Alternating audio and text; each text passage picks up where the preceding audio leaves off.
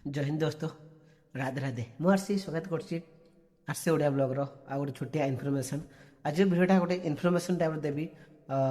यही 22 तारिख में केदारनाथ गेट खोलुची। बहुत लोक मैंने रेजिस्ट्रेशन करने चाहते करना जो मैंने जाती आगे रेजिस्ट्रेशन करके ना बहुत सारा असुविधा हुए से जाम फसी जाती आप जाऊे पुणी दर्शन पे हमको छाड़बे फेरिक आसवे।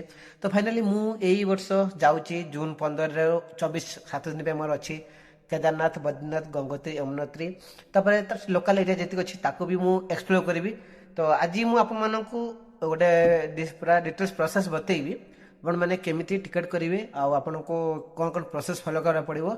पूरा चार्जेस ना जीरो चार्जेस हो सर्वप्रथम आपण मानक तो आप आधार कार्ड आ दुटा पासपोर्ट आदि आप बैक मध्यम जाऊँगी कि ट्रांसपोर्ट बाय माने गाड़ी रे जाऊँगी कि एयर हेलिकॉप्टर जाऊँगी तो आप डिपेंड करे आप कौन से जाऊँगी तो आपको सिलेक्शन से एरिया हिसाब से आपको सिलेक्शन करने को पड़ो। तो मुझे तो करदे जो मैंने जब फेसबुक देखुं इंस्टाग्राम देखुं तो आपण मैंने YouTube ID RC Odia blog YouTube channel visit करेंगे।